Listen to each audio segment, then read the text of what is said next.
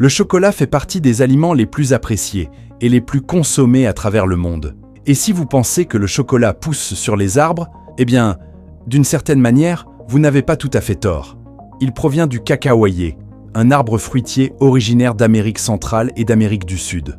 Les graines de cacao constituent la base même de la fabrication du chocolat.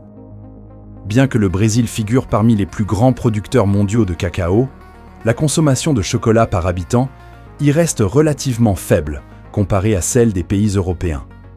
En Suisse, par exemple, la consommation annuelle atteint entre 9 et 12 kg par personne, tandis qu'au Brésil, elle est estimée à environ 4 kg par an. Mais vous êtes-vous déjà demandé comment le chocolat est fabriqué à partir d'une simple fève de cacao? Aujourd'hui, nous allons découvrir ce processus fascinant, depuis la culture et la récolte du cacao jusqu'au traitement des graines et au secret de fabrication de cette gourmandise appréciée dans le monde entier. Restez bien jusqu'à la fin. Vous êtes sûr pourquoi et comment. Et si vous aimez le chocolat autant que nous, n'oubliez pas de soutenir la vidéo.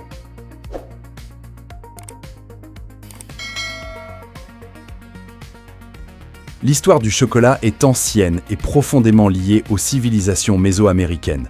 Il y a plusieurs milliers d'années, les Olmèques, les Mayas et les Aztèques utilisaient déjà le cacao pour préparer une boisson amère et mousseuse, considérée comme sacrée et réservée aux rituels religieux ainsi qu'à la noblesse.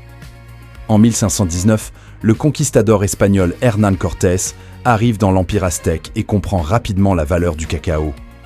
Il en rapporte des graines en Espagne, où l'on commence à y ajouter du sucre et du lait, rendant la boisson plus douce et plus populaire.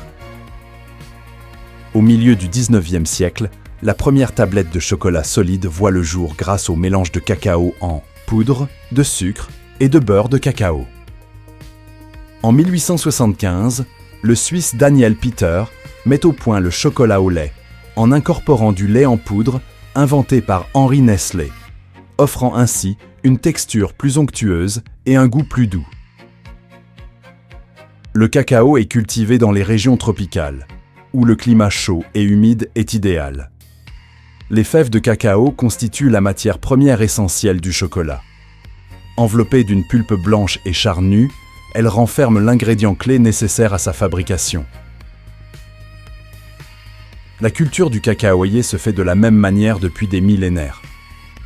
Les graines sont d'abord placées dans des sacs remplis de terre épaisse et humide. Les jeunes plants sont conservés dans des environnements contrôlés jusqu'à atteindre environ 30 cm de hauteur, moment où ils peuvent être transplantés en plein champ. Une autre méthode consiste à pratiquer le greffage.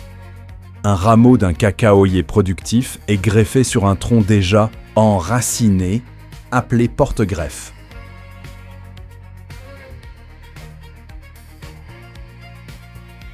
Selon la variété, un cacaoyer met entre 3 et 5 ans avant de devenir suffisamment robuste pour produire des fruits. Des tailles régulières favorisent la croissance et la floraison. Les fleurs apparaissent directement sur le tronc et les branches les plus anciennes, un phénomène appelé coliflorie. La pollinisation est assurée par de minuscules moucherons appelés phoridés. Une fois fécondées, les fleurs se transforment progressivement en fruits, appelés cabosses. Leur développement dure environ 5 à 7 mois, jusqu'à maturité. Le moment idéal pour la récolte correspond à une couleur jaune, orange ou rouge, selon la variété. La récolte du cacao est une opération manuelle qui demande beaucoup de soin, car les fruits ne mûrissent pas tous en même temps. Elle se fait à l'aide de machettes, de sécateurs, ou de perches équipées d'une lame pour atteindre les cabosses situées en hauteur.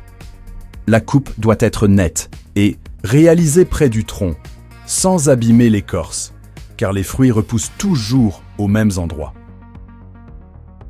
Cette étape est cruciale pour préserver la qualité des fèves et la productivité de l'arbre.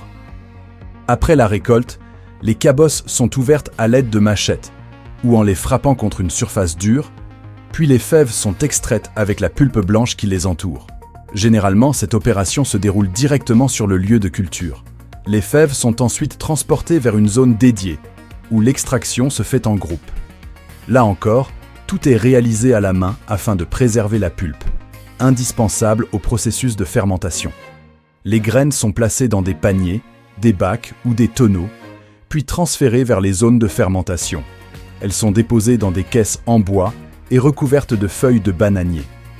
La première phase, dite anaérobie, se déroule sans oxygène pendant 24 à 48 heures. Les levures transforment les sucres de la pulpe en alcool, tandis que le liquide s'écoule, réduisant progressivement l'humidité.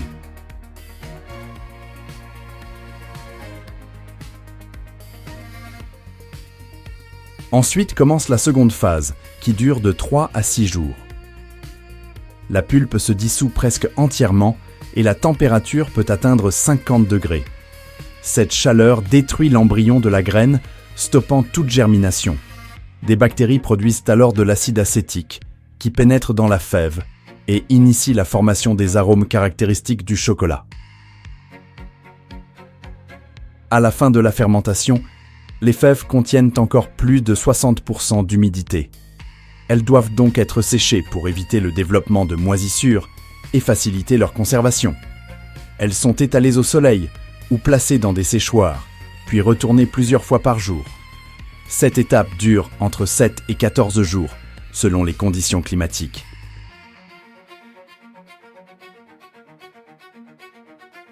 Une fois sèches, les fèves sont ensachées dans des sacs de jute d'environ 60 kg et stockées dans des lieux bien ventilés. Elles sont ensuite expédiées vers les usines de chocolat à travers le monde.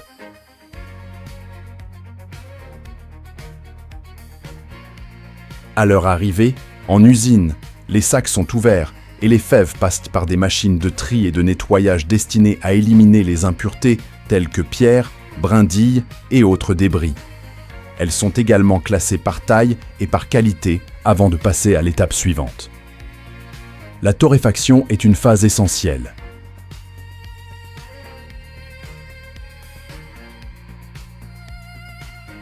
Les fèves sont chauffées à des températures comprises entre 120 et 150 degrés pendant 30 à 50 minutes, selon la variété.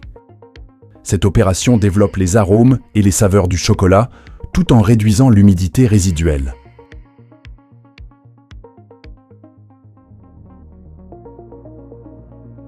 Après la torréfaction, les coques deviennent friables, ce qui facilite leur séparation.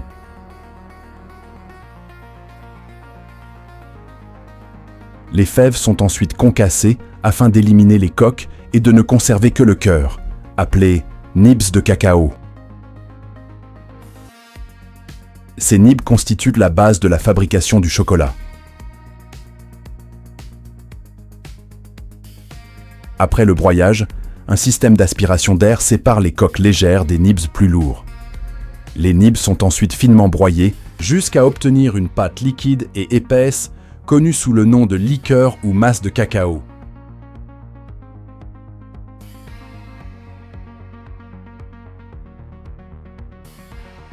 Cette transformation est possible grâce à la forte teneur en beurre de cacao,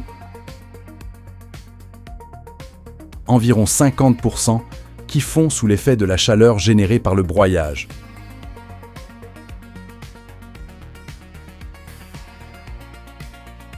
Dans certaines usines, une partie du beurre de cacao est extraite par pressage.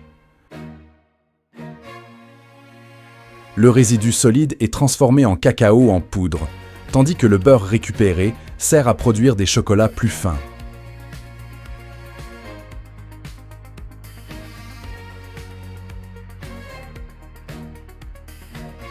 Pour fabriquer la pâte destinée au chocolat au lait, la liqueur de cacao est mélangée à du sucre, du lait en poudre et du beurre de cacao dans des proportions précises.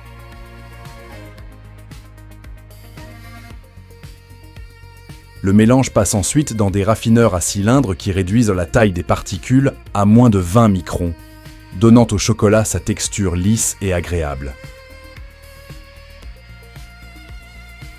Vient ensuite la conchage, une étape clé durant laquelle le chocolat est continuellement brassé dans des cuves chauffées pendant 12 à 72 heures.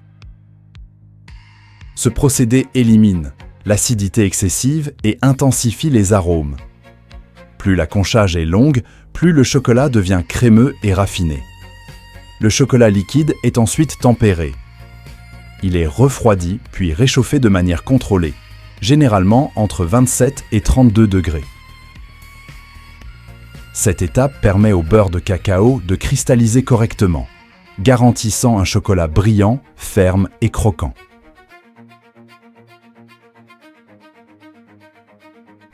La dernière phase concerne le moulage et le refroidissement.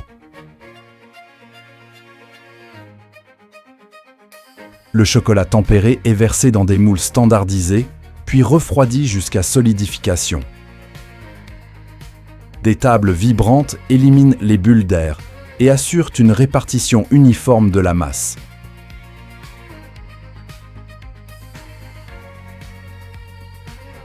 Après le moulage, le chocolat doit durcir dans des tunnels de refroidissement où la température est strictement contrôlée. Un chocolat correctement tempéré se démoule facilement avec une surface brillante et une texture lisse avant d'être envoyé vers l'emballage. Une feuille d'aluminium protège alors le produit de l'humidité et de l'oxydation.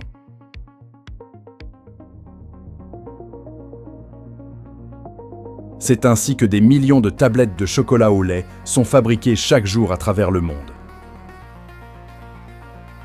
Si ce voyage au cœur du chocolat vous a plu, n'hésitez pas à soutenir la chaîne Pourquoi et Comment, à partager cette vidéo et à nous dire en commentaire d'où vous nous regardez et ce que vous en avez pensé.